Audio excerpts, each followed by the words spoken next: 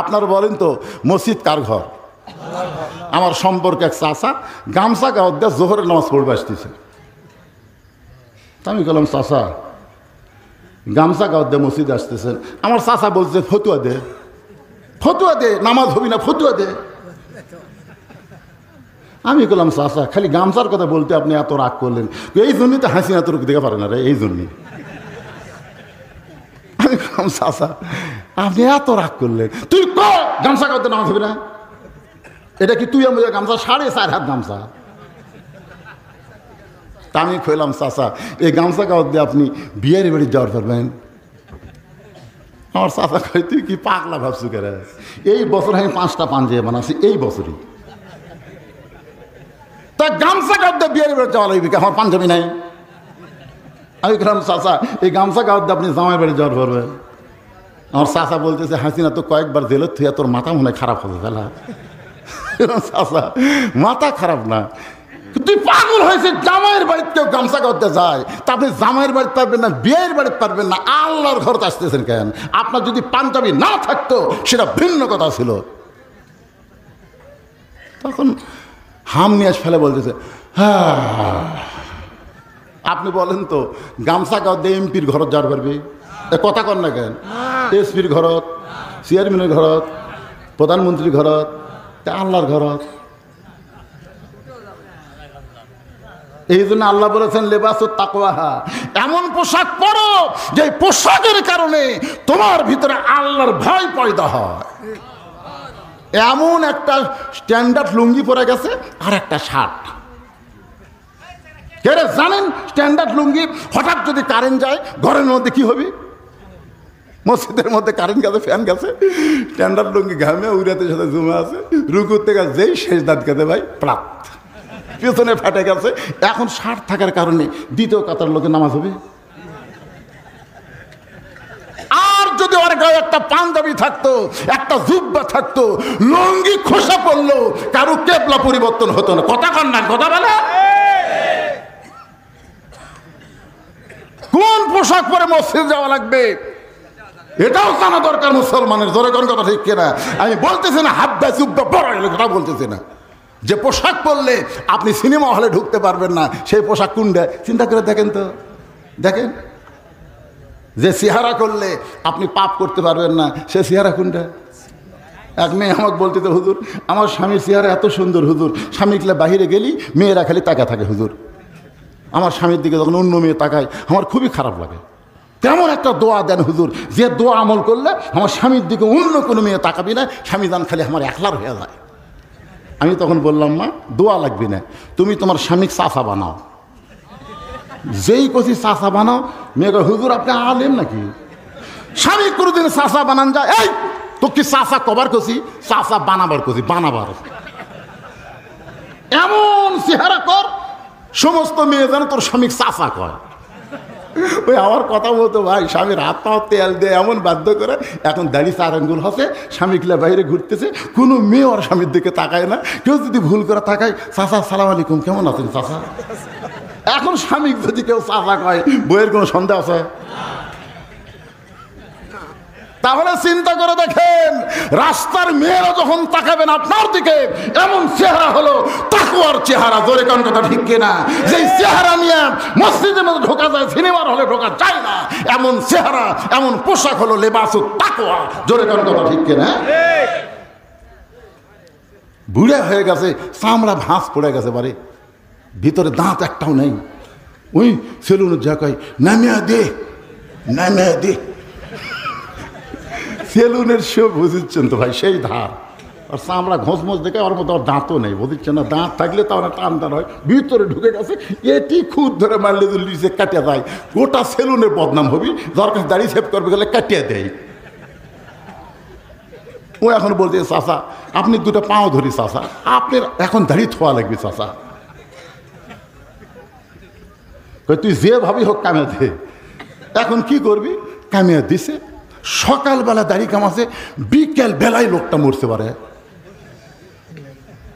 আর pressure বেশি আছিল, heart attack করে মারা গেছে। এখন দাড়ি চাঁচা লিয়া কবর থুয়ে যাচ্ছে।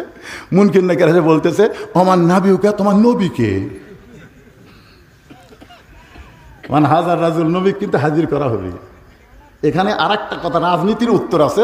এখানে বলা হবে ওমান নাবিউকা, তোমার নবী তোমার নেতাকে আল্লাহুম্মা সাল্লি আলা সাইয়্যিদিনা, জোরে কোন কথা ঠিক কিনা? আমরা দরুদ পড়িনি আল্লাহুম্মা সাল্লি আলা সাইয়্যিদিনা, তোমার নেতাকে। তখন আপনি কি বলবেন? আপনি যদি বলেন আমার নেতা, আমার নেতার চরিত্র ফুলের মতন পবিত্র, নামাজ পড়ে না, একক তো কি গাঞ্জা খাই বলে 5 ওয়াক্ত, এ সাইড থেকে কয় রে? ওলা নেতার পিছনে চামচাগিরি করলে কবরে গেলে ধরা খাবেন, জোরে কোন কথা ঠিক কিনা বলেন? আজকে আমাদের বাংলাদেশের শিক্ষামন্ত্রীকে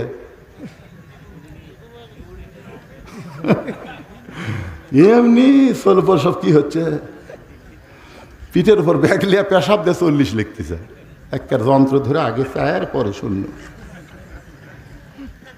গালত হাত দিয়ে চিন্তা করি কিয়ামত হতে আর বেশি বাকি নাই।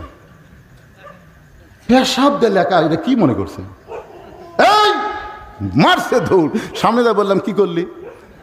চাচা দোয়া করে নিয়ত করছি 100 লেখমো, আজকে পেশাব কম থেকে 40 পর্যন্ত লিখছি, 1 লেখে 2 শূন্য যেদিন দেবো সেদিন আমি সাকসেস। আমি কারণ কোন ক্লাসে পড়িস? তাই ক্লাস 2-এ পড়িস চাচা। তো কেমনে পেশাব করা লাগে তোর স্যার তোকে শিখায়নি? পাগলা বসে থেকে পেশাব করবি, ডাঙায় পেশাব করা যায়?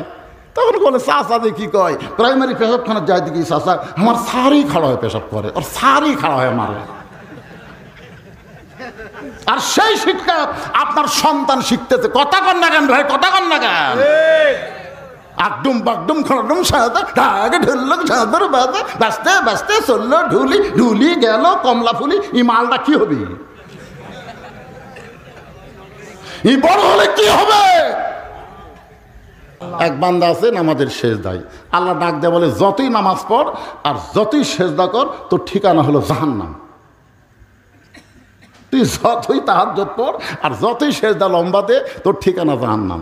সেজদার থেকে মাথা তুলে বলতেছে আলহামদুলিল্লাহ। আল্লাহ কয় কে রে পাগলা, তোকে জাহান্নামত দিলাম এরপরও আলহামদুলিল্লাহ? পাগল বলতেছে আল্লাহ জান্নাত কে বানাছে, জাহান্নাম কে বানাছে? আল্লাহ বলতেছে দুটাই তো আমি বানাছি। তো তাহলে আপনার বানানো জাহান্নামের মধ্যে আমার জায়গা আছে, তাও তো আমার জায়গা আছে। আপনি যদি আমাকে বলতেন তোর জান্নাতও নাই তোর জাহান্নামও নেই, তাহলে যাবো কোথায়? তুমি যে আমাকে জাহান্নাম দিলে, তোমার বানানো জাহান্নামে যে আমার জায়গা আছে, তাও বলতে পারবো আমার জায়গা আছে রে, আমার জায়গা আছে। আল্লাহ কয় পাগলা অত পাগলামি করিস না, জাহান্নামত গেলে তুই পুড়ে যাবি, তোর কষ্ট হবি। তা আমি পুড়ে গেলে কষ্ট পেলে আপনার কি? জাহান্নামত গেলে আমি পুড়ে যাবো, আমার কষ্ট হবে, তাতে আপনার কি হবে? আল্লাহ বলতেছে আমারও কষ্ট হবে। আল্লাহ বলে তো আল্লাহ আপনার কষ্ট কেমনে হবে? আল্লাহ বলতেছে আমার ইব্রাহিম আমাকে কলিজার মধ্যে নিয়ে নমরুদের চুলার মধ্যে পড়ার আগে, নমরুদের চুলা আমি যেমন শান্তির বাগান বানাইছি, আমার মহব্বত নিয়ে কেউ যদি জাহান্নামেও যায় আমি জাহান্নামকেও জান্নাত বানায়া দিব। লিল্লাহে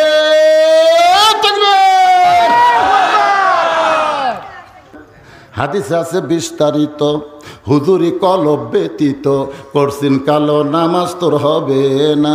তবে কেন গাও জোয়ারি মানুষকে দেখাও নামাজ পড়ি, ও তোমার সিদ্ধ বীজে সুফসল ফলবে না।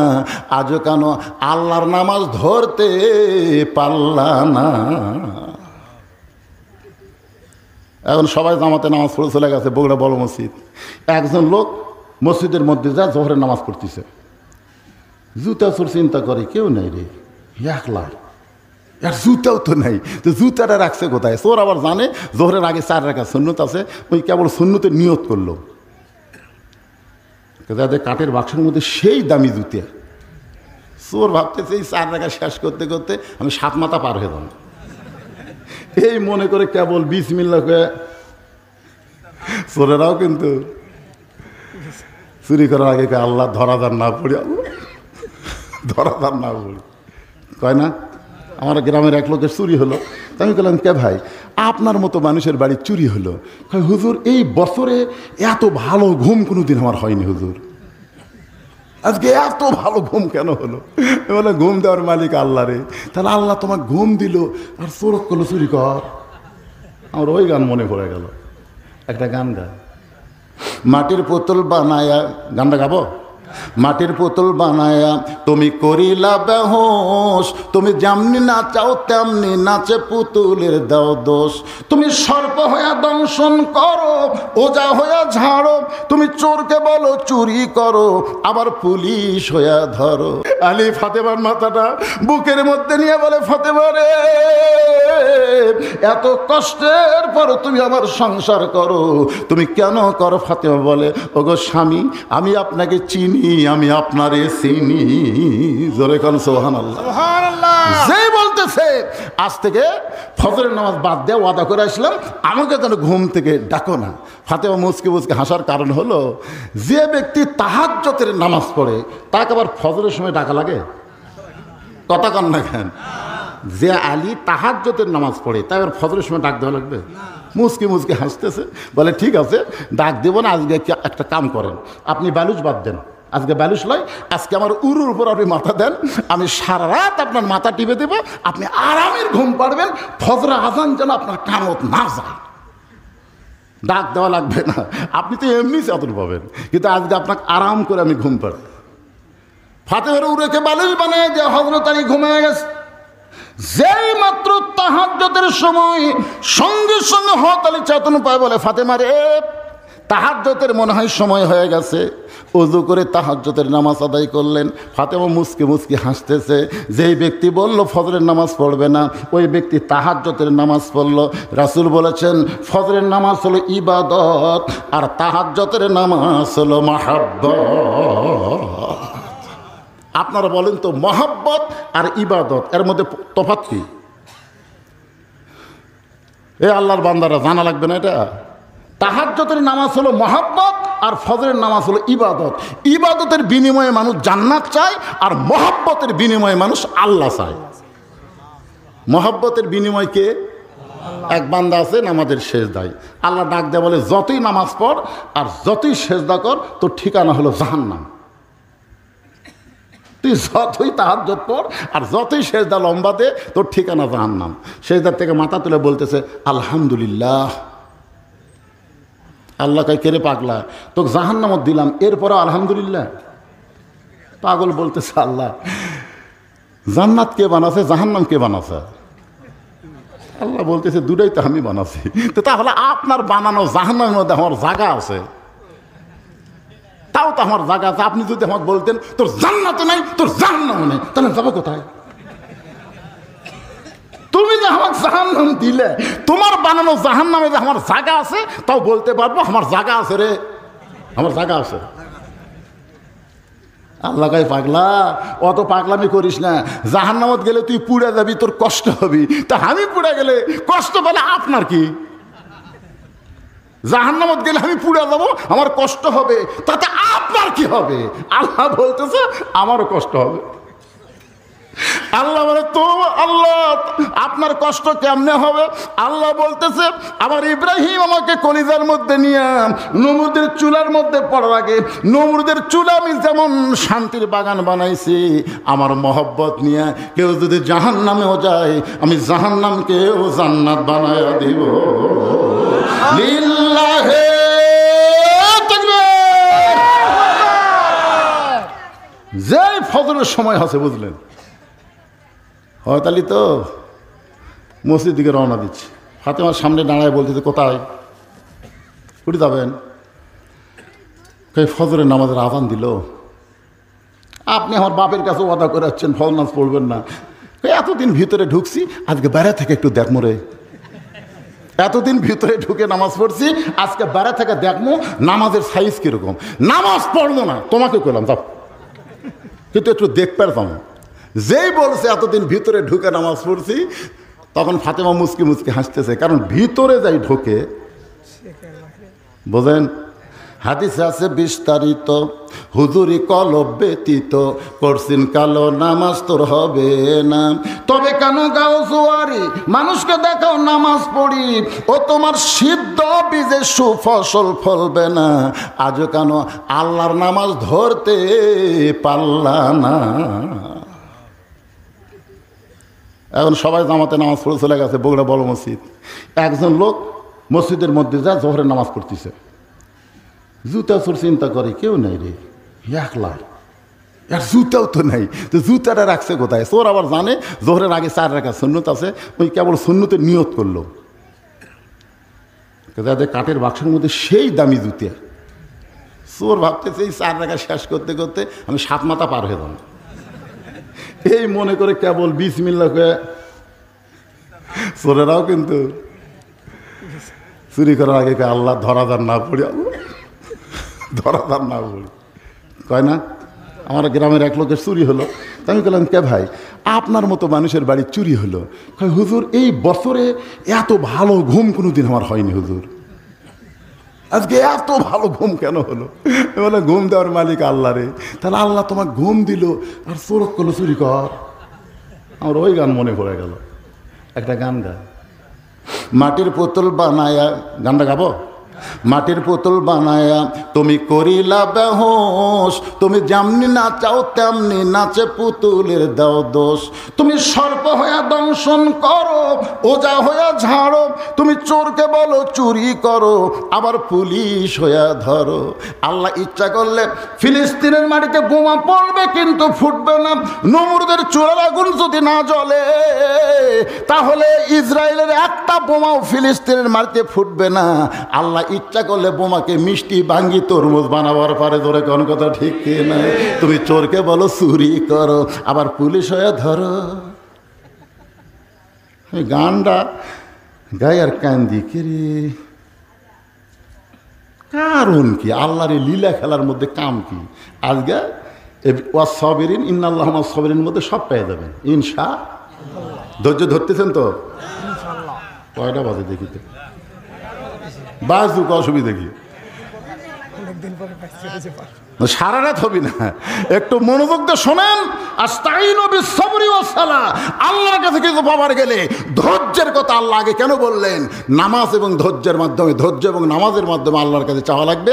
অন্য জায়গায় আল্লাহ বললেন কদ আফলাহা মান তাযাক্কা ওয়া যাকারা ইসমা রাব্বিহি ফাসাল্লা।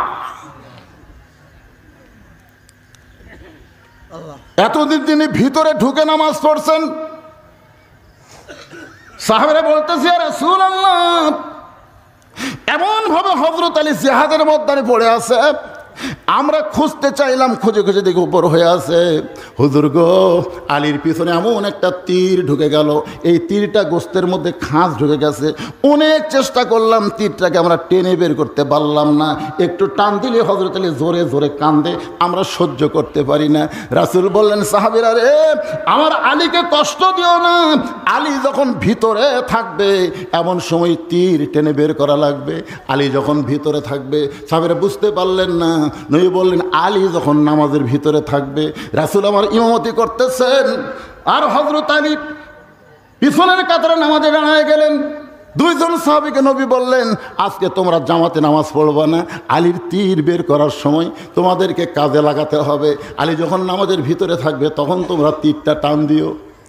হযরত আলী নামাজে দাঁড়ায় গেলেন, তীরের শলাকা টান দেয়, আলী পিছন থেকে চলে আসে, কিন্তু তীরটা গোস্ত থেকে বের হয় না। আলী পিছন থেকে আসে, আবার চিন্তা করলো এখনো মনে হয় নামাজের ভিতরে যাই নাই। যেই মাত্র হযরত আলী সেজদায়, এমন সময় জাবের আর হুযায়ফা এত জোরে তীর টান মারছে, তীর শুধু বের হয় নাই, তীরের সঙ্গে গোস্ত পর্যন্ত ছিঁড়াইছে। নামাজ যখন শেষ হয়ে গেল, জাবের হুযায়ফা গোস্তর তীর নবীর সামনে জমা দিল। নবী আমার তীর গোস্তটা গোপন করে বলেন আলী, আলী রে, সামান্য শলাকায় হাত দিলেই তুমি চিৎকার দিয়ে কাঁদতে, এখন তীর বের হলো, গোস্ত ছিঁড়াইলো। আমি নবী জানতে চাই তুমি তখন কোথায় ছিলা? আলী বলতে যে হুজুর আমি হয়তো তখন ভিতরে ছিলাম। আমি হয়তো তখন ভিতরে ছিলাম। রাসূল বললেন আনা মাদিনাতুল ইলমি ওয়া আলিউ বাবুহা, আমি হচ্ছে এলেমের শহর, তুমি হচ্ছে তার দরওয়াজা। আলী রে, তোমার মুখে আজকে সাহাবীদের আমি শোনাইতে চাই এই ভিতরে ছিল সেইটার কারণ কি। আলী বলতেছে রাসূল আপনি জানার পরও যখন জানতে চান তাহলে শোনেন। আমি যখন নামাজের নিয়ত করলাম ইলা জিহাতিল কাবাতিশ শরীফাতি, আল্লাহু আকবার, আমার চোখ আছে সেজদার দিকে, আমার মুখটা আছে কাবার দিকে। এক সময় আমি চোখ বন্ধ করি না, সেজদার নিয়ম হলো সেজদার দিকে চোখ রাখতে হবে। আমি জোর করে চোখ দুইটা খুলে রাখতে চাই, কিন্তু এক সময় আমার দুইটা চক্ষু বন্ধ হলো। ইয়ানজুরু বিনুরিল্লাহ, আমার দুইটা চক্ষু যখন বন্ধ হয় আমার অন্তরের চক্ষু আল্লাহর নূরের মাধ্যমে খুলে যায়। সুবহানাল্লাহ। ইত্তাকু ফিরাসাতাল মুমিনিনা ফাইন্নাহু ইয়ানজুরু বিনুরিল্লাহ। আমি তখন নূরের চোখ দিয়ে তাকায় দেখি আমি যেখানে সিজদা দিব ওইখানে আল্লাহর কাবা ঘর সে দাঁড়িয়ে আছে। যেখানে নবী নামাজ পড়াইছেন মসজিদ নববী, সেখান থেকে কাবা হলো 450 কিলো দূরে, আর সেই কাবা আলীর সিজদার ভিতরে। নইবার আলী রে, তারপরে খবর কি? আলী বলতেছে কাবার মালিক আমাকে বলতেছে আলী তোমার নামাজের সাইজ দেখে আমি আল্লাহ এত খুশি হয়েছি, দূরের কাবা তোমার সেজদায় হাজির করে দিছি। আলী বলতেছে আল্লাহ ওই কাবা সেজদায় দিয়া তুমি আমারে খুশি করতে পারবা না, কারণ আমি আলী কাবার সেজদা করি না, কাবার মালিককে সেজদা করি। ওই কাবা আমার সামনে দিয়ে কি করবা? আমি কাবার মালিককে পেতে চাই। আনতাবুদুল্লাহ কান্নাকা তারাহু ফাইল্লাম তাকুন তারাহু ফাইন্নাহু ইয়ারাকা। আল্লাহ রাসূল বলেছেন ইবাদতের মধ্যে শামিল হও, ইবাদতের মালিককে দেখতে পাবা। আসসালাতু মিরাজুল মুমিনিন হবে। ইবাদতের মালিককে যদি দেখা সম্ভব না হয়, ইবাদতের মালিক যে তোমাকে দেখতেছে এই বিশ্বাস তোমার কলিজার মধ্যে চলে আসবে। আপনার বলেন তো মসজিদ কার ঘর? আমার সম্পর্কে এক চাচা গামছা গাঁত দিয়ে জোহরের নামাজ পড়বে আসতেছে। আমি বললাম চাচা গামছা গাঁত দিয়ে মসজিদ আসতেছেন? আমার চাচা বলছে ফতুয়া দে, ফতুয়া দে, নামাজ হবি না, ফতুয়া দে। আমি বললাম চাচা খালি গামছার কথা বলতে আপনি এত রাগ করলেন? এই জন্যই তো হাসিনা তোর দেখে পারে না রে, এই জন্যই। আমি বললাম চাচা আপনি এত রাগ করলেন, তুই গামছা করতে নামাজ হবে না? এটা কি তুই আমি গামছা 4.5 হাত গামছা? তা আমি কইলাম চাচা এই গামছা কাগজ দিয়ে আপনি বিয়ের বাড়ি যাওয়ার পারবেন? আমার চাচা কই তুই কি পাগলা ভাবছু কেরে? এই বছর আমি 5টা পাঞ্জাবি বানাচ্ছি, এই বছরই। তা গামছা কাগজ দিয়ে বিয়ের বাড়ি যাওয়া লাগবে, আমার পাঞ্জাবি নাই। আমি বললাম চাচা এই গামছা কাগজ দিয়ে আপনি জামাই বাড়ি যাওয়ার পারবেন? আমার চাচা বলতেছে হাসিনা তো কয়েকবার জেলত থুয়া তোর মাথা মনে খারাপ হবে ফেলা। চাচা মাথা খারাপ না, তুই পাগল হয়েছে, জামাইয়ের বাড়িতে কেউ গামছা করতে যায় তা আপনি জামাইয়ের বাড়িতে পারবেন না, বিয়ের বাড়িতে পারবেন না, আল্লাহর ঘরতে আসতেছেন কেন? আপনার যদি পাঞ্জাবি না থাকতো সেটা ভিন্ন কথা ছিল। তখন হাম নিয়ে ফেলে বলতেছে হ্যাঁ। আপনি বলেন তো গামছা গাও দিয়ে এমপির ঘরত যাওয়ার পারবে? কথা কর না কেন? এসপির ঘরত, চেয়ারম্যানের ঘরত, প্রধানমন্ত্রীর ঘরত, আল্লাহর ঘরত। এই জন্য আল্লাহ বলেছেন লেবাসুত তাকওয়াহা, এমন পোশাক পরো যে পোশাকের কারণে তোমার ভিতরে আল্লাহর ভয় পয়দা হয়। এমন একটা স্ট্যান্ডার্ড লুঙ্গি পরে গেছে আর একটা শার্ট। কে রে জানেন স্ট্যান্ডার্ড লুঙ্গি হঠাৎ যদি কারেন্ট যায় ঘরের মধ্যে কি হবে? মসজিদের মধ্যে কারেন্ট গেছে, ফ্যান গেছে, স্ট্যান্ডার্ড লুঙ্গি ঘামে উড়াতের সাথে জমে আছে, রুকুর থেকে যেই শেষ দাঁত গেছে ভাই প্রাপ পেছনে ফেটে গেছে। এখন শার্ট থাকার কারণে দ্বিতীয় কাতার লোকে নামাজ হবে। আর যদি ওর গায়ে একটা পাঞ্জাবি থাকতো, একটা জুব্বা থাকতো, লুঙ্গি খোসা পড়লো, কারো কেবলা পরিবর্তন হতো না। কথা কন না, কথা বলে কোন পোশাক পরে মসজিদ যাওয়া লাগবে এটাও জানা দরকার মুসলমানের। জোরে কোন কথা ঠিক কিনা? আমি বলতেছি না হাব্বা জুব্বা বড় কথা বলতেছি না। যে পোশাক পরলে আপনি সিনেমা হলে ঢুকতে পারবেন না সেই পোশাক কোনটা চিন্তা করে দেখেন তো, দেখেন যে চেহারা করলে আপনি পাপ করতে পারবেন না, সে চেহারা কোনটা? এক মেয়ে আমাকে বলতে তো, হুজুর আমার স্বামীর চেহারা এত সুন্দর হুজুর, স্বামীগুলো বাহিরে গেলি মেয়েরা খালি তাকা থাকে হুজুর, আমার স্বামীর দিকে যখন অন্য মেয়ে তাকায় আমার খুবই খারাপ লাগে। তেমন একটা দোয়া দেন হুজুর, যে দোয়া আমল করলে আমার স্বামীর দিকে অন্য কোনো মেয়ে তাকাবি না, স্বামী দান খালি আমার একলার হয়ে যায়। আমি তখন বললাম, মা দোয়া লাগবে না, তুমি তোমার স্বামীকে চাচা বানাও। যেই কছি চাচা বানাও, মেয়ে কয় হুজুর আপনি আলেম নাকি, স্বামী কোনোদিন চাচা বানান যায়? এই তো কি চাচা কবার কছি, চাচা বানাবার কছি, বানাবার। এমন চেহারা কর সমস্ত মেয়ে যেন তোর স্বামীকে চাচা কয়। ওই আমার কথা বলতো, ভাই স্বামীর হাত পাও তেল দিয়ে এমন বাধ্য করে, এখন দাড়ি 4 আঙ্গুল হচ্ছে, স্বামীগুলা বাইরে ঘুরতেছে, কোনো মেয়ে ওর স্বামীর দিকে তাকায় না। কেউ যদি ভুল করে তাকায়, চাচা সালাম আলাইকুম, কেমন আছেন চাচা? এখন স্বামী যদি কেউ চাচা কয়, বইয়ের কোনো সন্দেহ আছে? তাহলে চিন্তা করে দেখেন, রাস্তার মেয়েরা যখন তাকাবেন আপনার দিকে, এমন চেহারা হলো তাকওয়ার চেহারা। জোরে কোন কথা ঠিক কিনা? যেই চেহারা নিয়ে মসজিদের মধ্যে ঢোকা যায়, সিনেমার হলে ঢোকা যায় না, এমন চেহারা, এমন পোশাক হলো লেবাসুত তাকওয়া। জোরে কোন কথা ঠিক কিনা? বুড়া হয়ে গেছে, চামড়া ভাঁজ পড়ে গেছে, বাড়ি ভিতরে দাঁত একটাও নেই। ওই সেলুনের যা কয়, নামিয়া দে নামিয়া দে। সেলুনের শো বুঝছেন তো ভাই, সেই ধার আর চামড়া ঘোষমোজ দেখে ওর মধ্যে দাঁতও নেই, বুঝছেন না? দাঁত থাকলে তো অনেক টান টান হয়, ভিতরে ঢুকে গেছে, এটি খুদ ধরে মারলে তো লিচে কাটিয়ে যায়, গোটা সেলুনের বদনাম হবি। দরকার দাড়ি সেভ করবে গেলে কাটিয়ে দেয়। ও এখন বলছে, চাচা আপনি 2টা পাও ধরি, চাচা আপনার এখন দাড়ি থোয়া লাগবে চাচা। তুই যে ভাবি হোক কামে দে। এখন কি করবি? কামিয়ে দিছে, সকালবেলা দাড়ি কামাছে, বিকেল বেলায় লোকটা মরতে পারে। আর প্রেশার বেশি আছিল, হার্ট অ্যাটাক করে মারা গেছে। এখন দাড়ি চাঁচা লিয়া কবর থুয়ে যাচ্ছে। মুনকিন নাকি বলতেছে, আমার নাবিউকে, তোমার নবীকে। মানে হাজার রাজুল নবী কিন্তু হাজির করা হবে। এখানে আর একটা কথা, রাজনীতির উত্তর আছে। এখানে বলা হবে, আমার নাবিউকে, তোমার নবী, তোমার নেতাকে, আল্লাহুম্মা সাল্লি আলা সাইয়্যিদিনা। জোরে কোন কথা ঠিক কিনা? আমরা দরুদ পড়িনি, আল্লাহুম্মা সাল্লি আলা সাইয়্যিদিনা, তোমার নেতাকে। তখন আপনি কি বলবেন? আপনি যদি বলেন আমার নেতা, আমার নেতার চরিত্র ফুলের মতন পবিত্র, নামাজ পড়ে না, একক তো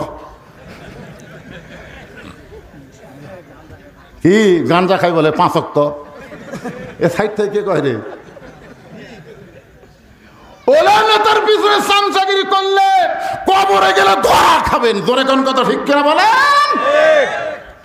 আল্লাহ নবী বলে, মুনকির নাকি আমার সুন্নত দাড়ি নিয়ে যে কবরে আসতে পারে নাই, ও যতই আমাকে নবী বলুক, আমি নবী তাকে উম্মাত বলে স্বীকার করব না। অন্তত দাড়ি নিয়ে কবরে যাওয়ার চিন্তা করা দরকার। ধরে কোন কথা ঠিক কিনা? এ কোন নেতারে?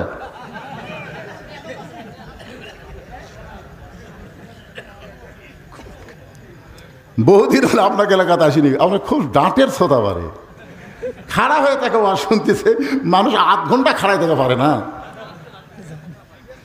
লিল্লাহে তাকবীর। হযরত আলী বাহির থেকে নামাজের দৃশ্য দেখতেছে, হঠাৎ দেখতে পাই আবু যার গিফারি মসজিদ নববীর ভিতরে ফজরের সুন্নত আদায় করতেছে। ফজরের নামাজের আগে 2 রাকাত সুন্নত আছে না নাই? সর্বশা করলে 12 রাকাত সুন্নত আপনাদের আদায় করা লাগবে।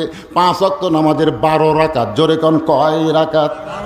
তার মধ্যে জোহরেরই হলো 4 রাকাত, আর আগে আর 2 রাকাত পরে। জোহরের হলো 6 রাকাত, 4 রাকাত আগে পড়া লাগবে, জোহরের পরে 2 রাকাত, মাগরিবের পরে 2 রাকাত, এশার পরে 2 রাকাত, আর ফজরের আগে 2 রাকাত। এই 12 রাকাত সুন্নত সে সুন্নতে মুআক্কাদা। রাসূল বলেছেন, ফজরের 2 রাকাত সুন্নতের এত দাম, আসমান জমিন বিক্রি করলেও ফজরের 2 রাকাত সুন্নতের সমান হবে না।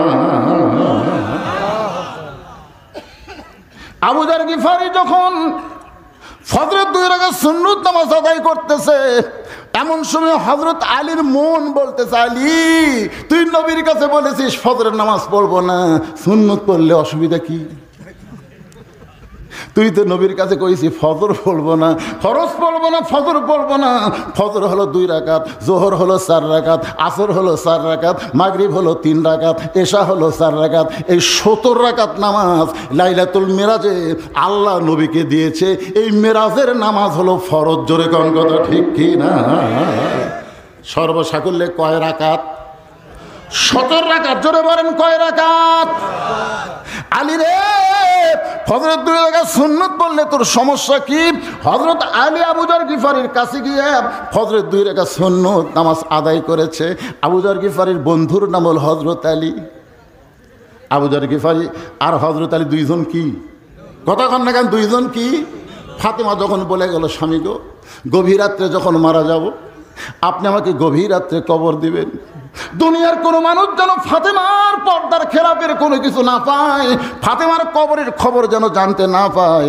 আপনি আমার কবর খুঁড়তে যদি কষ্ট মনে হয়, আপনার আপন বন্ধু যদি কেউ থাকে, তারে বলবেন সে যেন ফাতেমার কবরটা একটু গোপনে খনন করে দেয়। গভীর রাত্রে হযরত আলী আবু যর গিফারের জানলার কাছে ছোট বাচ্চার মতন ফোঁপায় ফোঁপায় কাঁদতেছে। আবু যর গিফারি ঘরের দরজা খুলে বলে, আলী রে, জীবনে বহু যুদ্ধ তোমার সঙ্গে করলাম ভাই, কোনো যুদ্ধে তোমাকে কেমন করে কানতে দেখি নাই। আজকে তোমার জীবনে এমন কি যুদ্ধ শুরু হলো গভীর রাত্রে আমার জানলার কাছে? আলী বলতে যাবো, যার একজন পর্দা নিশি আজকে রাত্রে মৃত্যুবরণ করবে, রাতের বেলায় তাকে দাফন করা লাগবে। এখন তুই যা, জান্নাতুল বাকির পূর্ব কোণায় সবুজ রঙের একটা বাতি জ্বলবে আবু যর, ওই বাতি বরাবর একটা কবর কর। আবু যর গিফার বলে, আলী ভাই একটাবার বলো সে পর্দার সে নাম কি তোমার মুখস্থ নাই?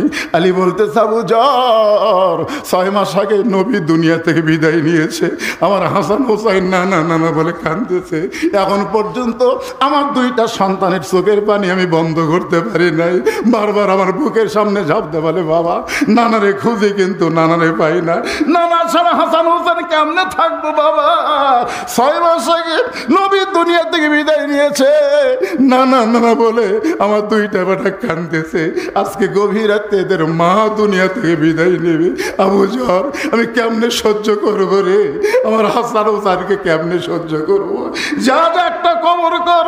আবু যর গিফারি বলে, আলী আল্লাহর কাছে ফরিয়াদ করো, আল্লাহ ফাতেমার হায়াত যেন বাড়ায় দেয়। আলী বলতে তো হবে না, ফাতেমা আল্লাহর কাছ থেকে কবুল করে নিয়েছে।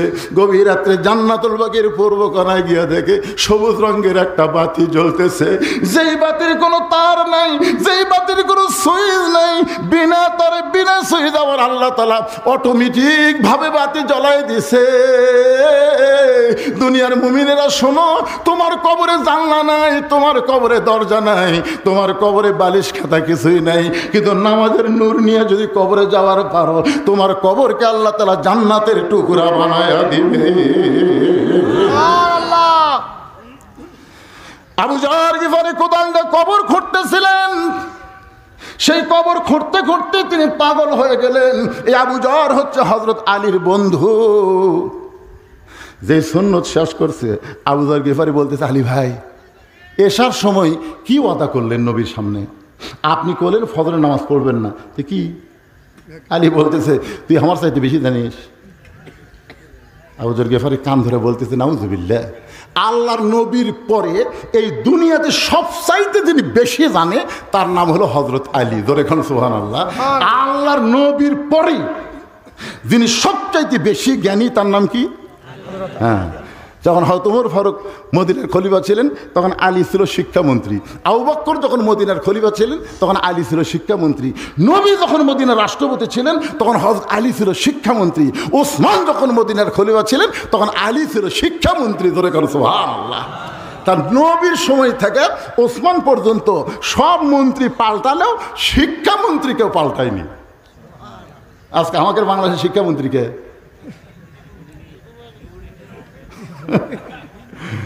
এমনি স্বল্প সব কি হচ্ছে, পিঠের উপর ব্যাগ লিয়া পেশাব দিয়ে 40 লিখতেছে, একটা যন্ত্র ধরে আগে চায়ের পরে শূন্য। গালত হাত দিয়ে চিন্তা করি কিয়ামত হতে আর বেশি বাকি নাই। পেশাব দিয়ে লেখা, এটা কি মনে করছে? এই মারছে দৌড়, সামনে যা বললাম কি করলি? চাচা দোয়া করে নিয়ত করছি 100 লেখমো। আজকে পেশাব কম থেকে 40 পর্যন্ত লিখছি, 1 লেখে 2 শূন্য যেদিন দেবো সেদিন আমি সাকসেস। আমি করেন কোন ক্লাসে পড়িস? কই ক্লাস 2-এ পড়িস চাচা। তো কেমনে পেশাব করা লাগে তোর স্যার তোকে শিখায়নি? পাগলা বসে থেকে পেশাব করবি, দাঁড়ায় পেশাব করা যায়? তখন বলে চাচা যে কি কয়, প্রাইমারি পেশাবখানা যায় দেখি চাচা আমার স্যারই খাড়া হয়ে পেশাব করে, আর স্যারই খাড়া হয়ে মারে। আর সেই শিক্ষা আপনার সন্তান শিখতেছে। কথা কন না কেন ভাই, কথা কন না কেন?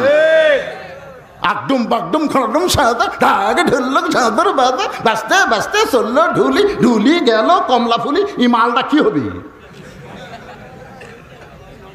এই বড় হলে কি হবে? আপনার এলাকায় হাফিজি মাদ্রাসা কোন মাদ্রাসায় ছাত্র পাওয়া যায় না যেখানে ছোট্ট থেকে পবিত্রতার শিক্ষা দেওয়া হয়? লাম ইয়ামুসসুহু ইল্লাল মুতাহহারুন। ততক্ষণ পর্যন্ত কোরআন স্পর্শ করতে পারবা না যতক্ষণ পর্যন্ত পবিত্র না হবা। যতক্ষণ কথা ঠিক কিনা? সেই শিক্ষা দেওয়া হয় না।